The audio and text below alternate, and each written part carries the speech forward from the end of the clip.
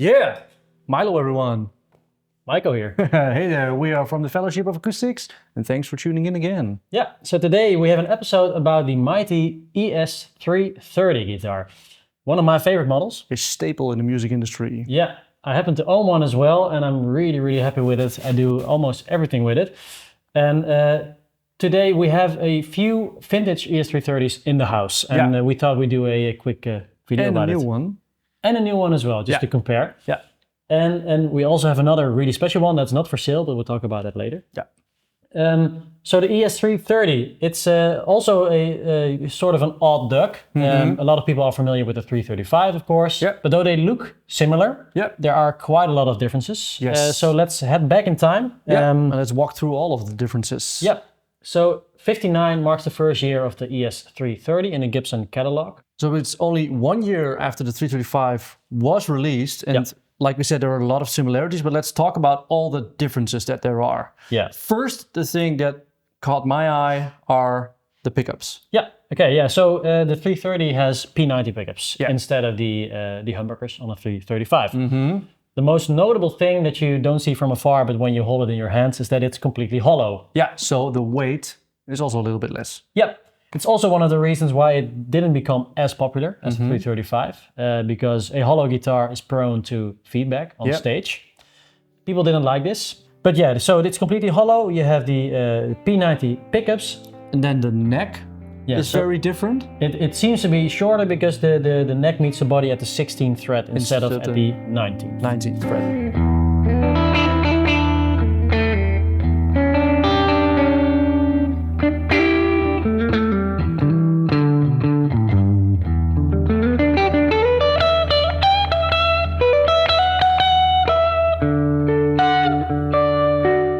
So you do see a lot of different 330 models. There are sometimes some letters at the end of the 330. So you have a T, a TD, a TDC, TDN. Yeah. So when you see ES-330T, it stands for thin line. It's just one pickup. Yeah.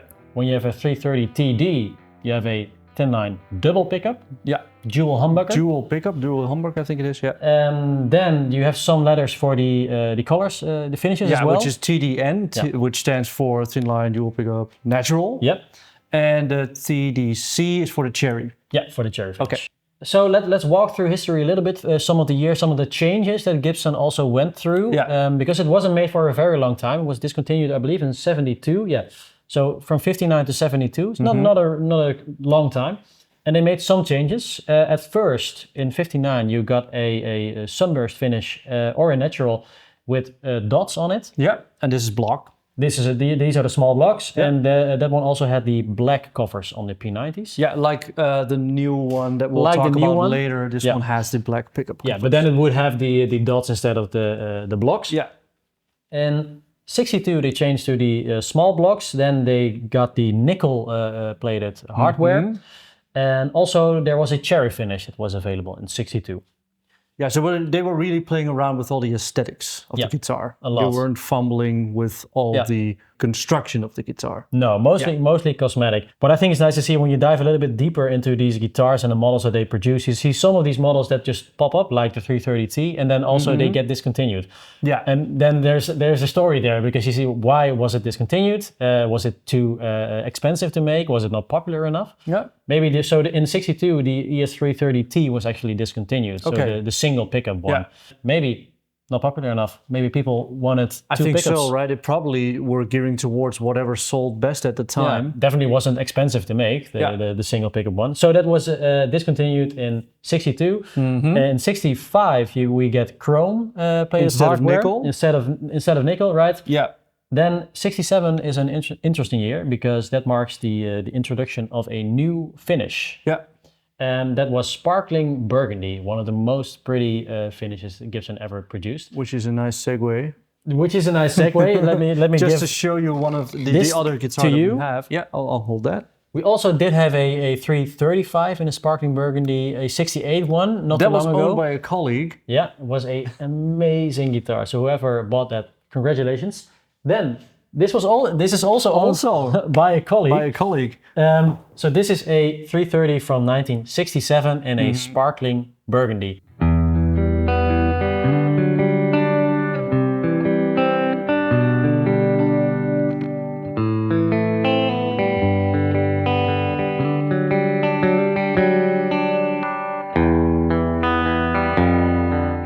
One of our colleagues got this from the United States. It's not for sale, but we just wanted to show you because it's such a cool guitar. The sparkling burgundies that age over time really have a really interesting decay of the lacquer. Yeah, so you see some yellow poking through. Some greenish. You can get this, Laura. Some greenish as well. Then I believe there would have been some stickers on here. Yep. At once. The Vicar, you could probably read it if you tried. The Victory... Maggie Moore. Maggie Moore. The Victory Quartet. The Victory Quartet, Maggie Moore. The Victory Quartet of Maggie Moore. So check out her music. Also the neck, check this out.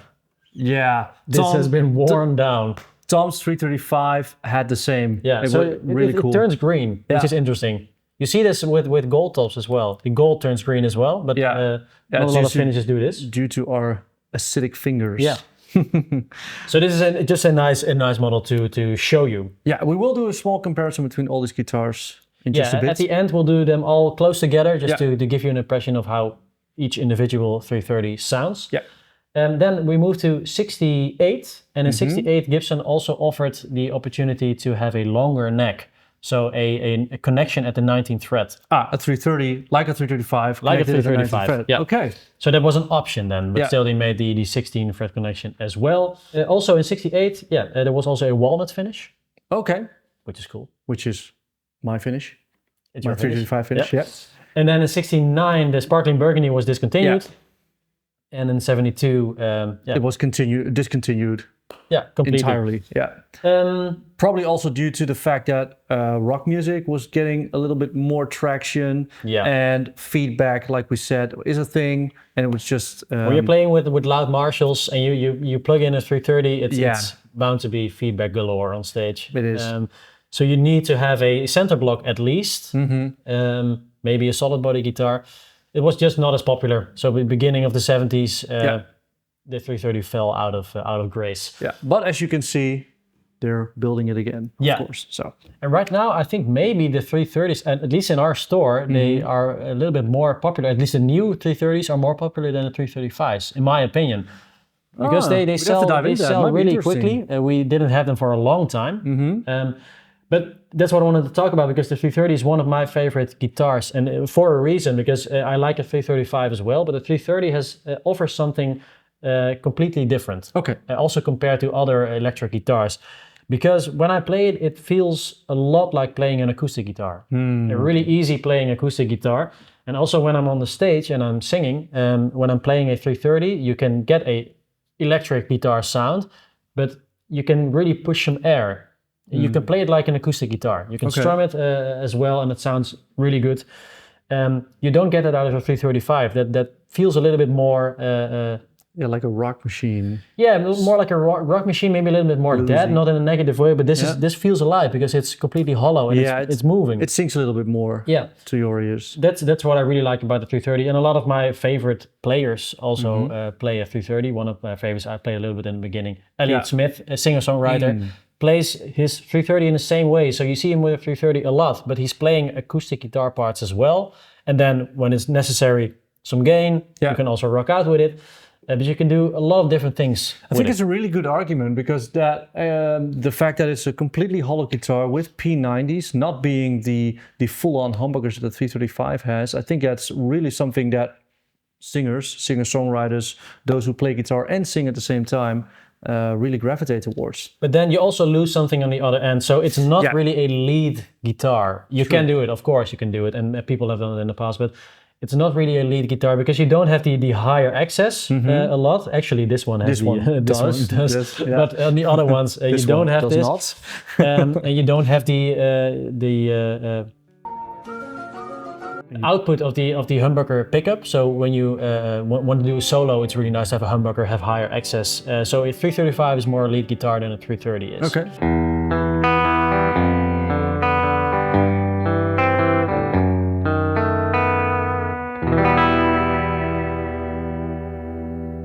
One of the major bands that I have to think about when thinking about a 330-ish guitar is the Beatles. Of course. Because they were playing Epiphone casinos. They were playing casinos, and the casino is essentially exactly the same as a 330, but produced by Epiphone.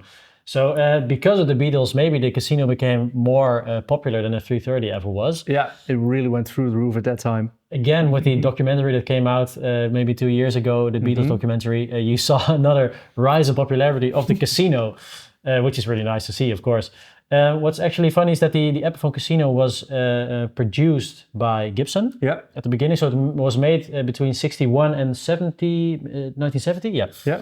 And Epiphone was then owned by Chicago Musical Instruments, and they also owned Gibson. Ah, okay. So and they purchased Epiphone, I believe, in 56 or 57. And then at first, Epiphone had a factory in New York. Yeah. In the first couple of years, they used up all the parts that they had in the New York facility.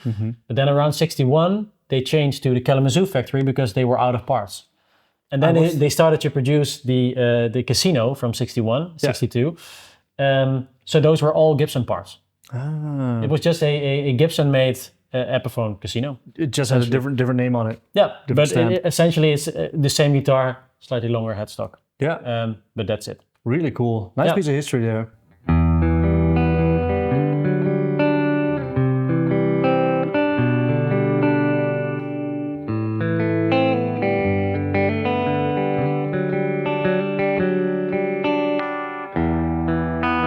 Let's just walk through the 330s that are in this room right now. I'm holding a 67 Sparkling Burgundy. Yeah, and I'm also holding a 67, and this one's the one that Milo played the intro with a Bixby on it. Yeah, what's nice about this one is that the Bixby actually curls up. Yeah, so it's actually quite usable. It's quite usable. Normally the Bixbys are flat, but maybe this one did have a weird fall or something, or maybe it has been replaced, but it's quite nice that it moves up like this.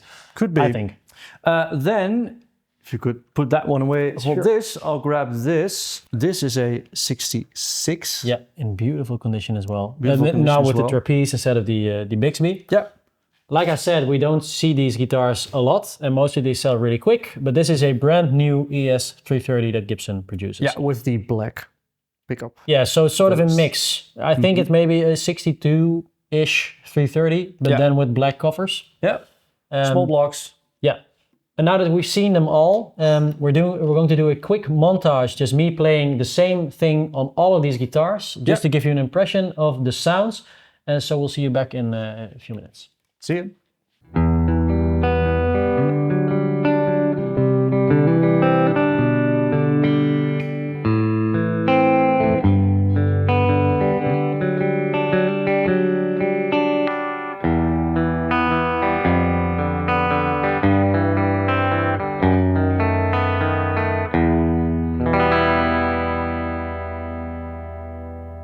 I think that sums up everything that we wanted to show you and let you hear about the Gibson ES-330. A little love letter to the ES-330. Yeah. So if you want to see more videos like this, or maybe about a specific model, then please let us know in the comments down below. We're really happy to shoot a video for you. We love to do some history research and share it with all of you. So I think that's it, and we hope to see you for another video. See you next time. Bye. Bye.